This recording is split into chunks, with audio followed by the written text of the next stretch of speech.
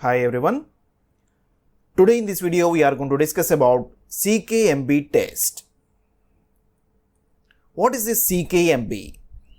CK indicates creatine kinase and MB indicates it is a specific isoform that is present in the cardiac muscle.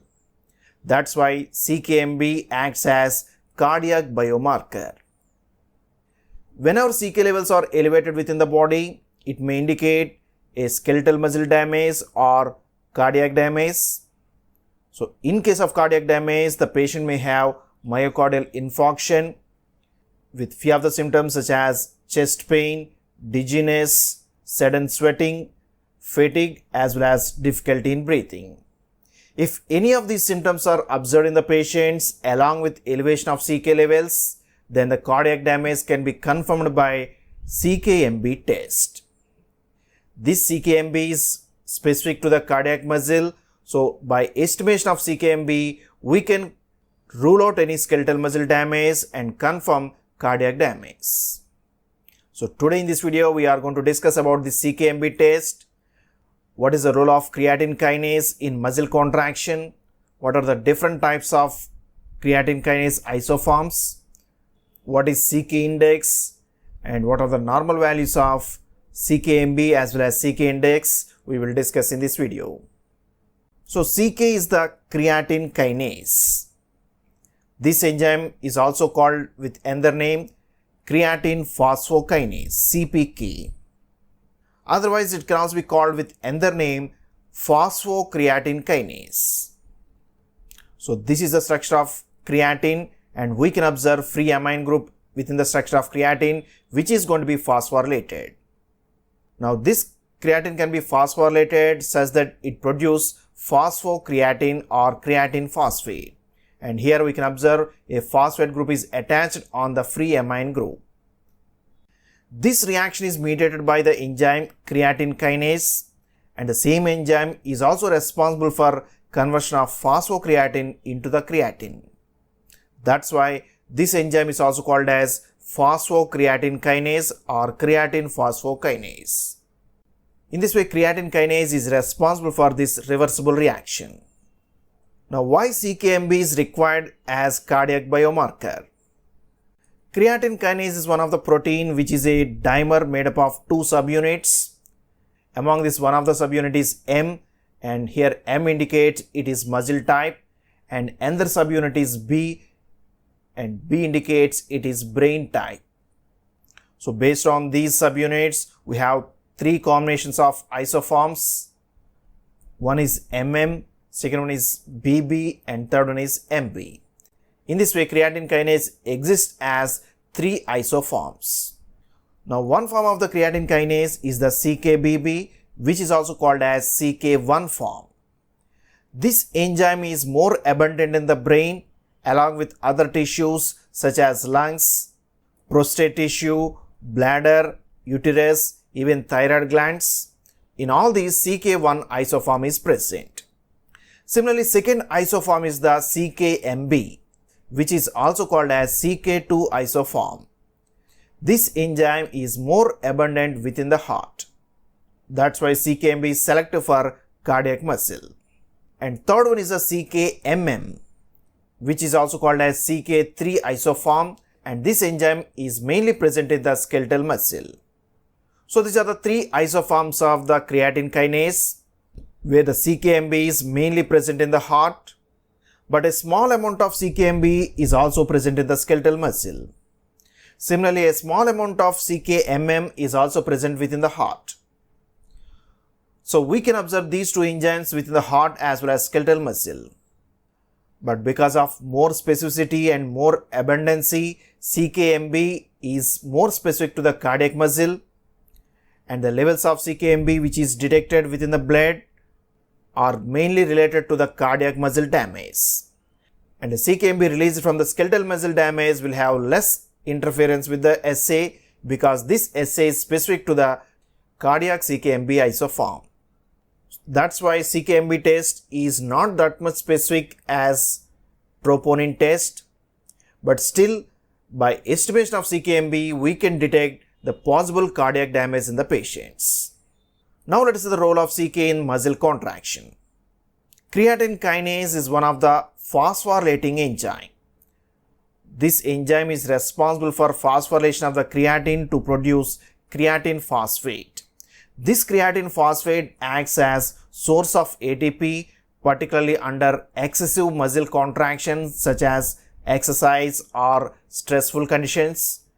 Creatine phosphate can act as source of ATP, and for that creatine kinase is required. Within the muscle, the contractile mechanism involves the actin as well as myosin filaments, and when calcium binds to the troponin complex, the contractile mechanism is initiated, and whatever the inorganic phosphate that binds to the myosin filaments is going to be released, which brings the binding of myosin to the myosin binding sites. And then ADP is also released such that actin filaments can slide and produce the muscle contraction.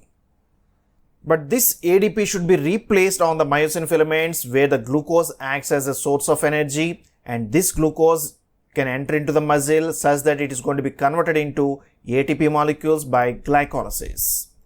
Then this ATP can bind to these myosin filaments, which brings the detachment of myosin filaments. At the same time, ATP is converted into ADP as well as inorganic phosphate. In this way, ATP is required for repeated cycles of muscle contraction, where it is converted into ADP as well as inorganic phosphate that binds to the myosin filaments. But under exercise conditions, the ATP that is obtained from the glucose is not sufficient for repeated muscle contraction.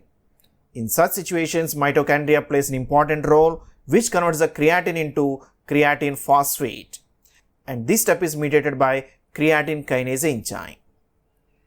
Now this creatine phosphate acts as source of energy, which can convert the ADP into ATP. For this, again creatine kinase is required, which is bind to the myofibrils. Now ADP can be converted into ATP. At the same time, creatine phosphate is converted to creatine. In this way, ATP is generated under exercise as well as stressful conditions, where creatine phosphate acts as source of ATP. Now when there is a muscle damage, the creatine kinase may be released into the bloodstream, where it elevates the levels of CK within the blood. And when there is a cardiac damage, the specific CK-MB levels are elevated. When CK-MB test is required, just we have seen that total CK values are elevated in few of the conditions such as skeletal muscle damage or cardiac muscle damage. So total CK includes the three types of isoforms such as CKBB plus CKMB plus CKMM. So when their levels are elevated, it may indicate either cardiac or skeletal muscle damage. In such conditions, CKMB test is done in order to assess the cardiac damage. So when the CKMB levels are elevated, it indicates cardiac damage in the patients. And this test is also done in the patients who are having few of the symptoms such as severe chest pain, sudden sweating, and difficulty in breathing. If these symptoms are persisting along with elevation of total CK values, then CKMB test may be conducted in order to confirm cardiac damage in the patients. What are the normal values?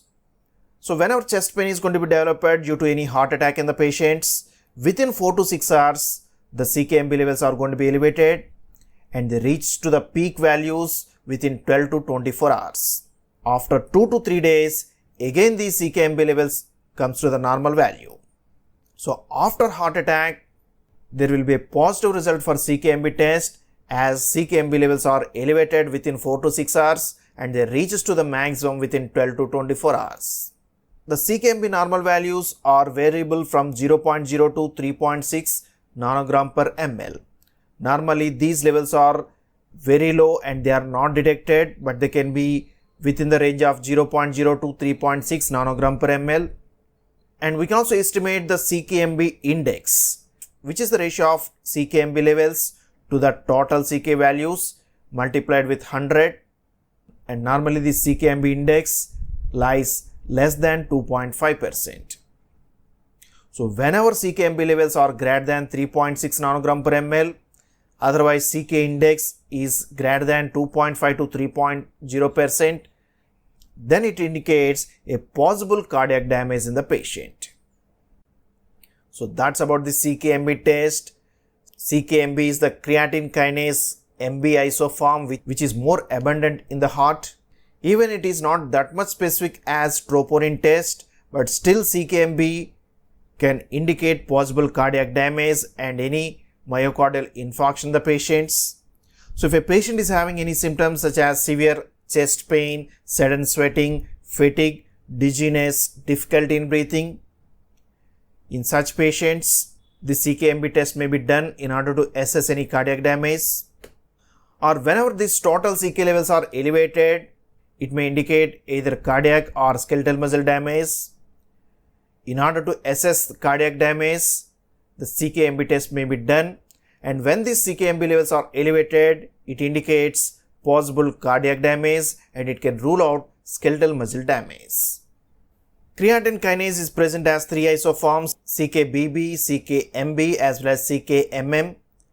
Among these, CK-MB is more specific to the cardiac muscle, which is also present in a little quantity within the skeletal muscle. But the CK-MB SA is more specific to the isoform present in the cardiac muscle. So this test gives an indication of cardiac damage such as myocardial infarction. The normal CK-MB values lies less than 3.6 nanogram per ml and CK index is less than 2.5%.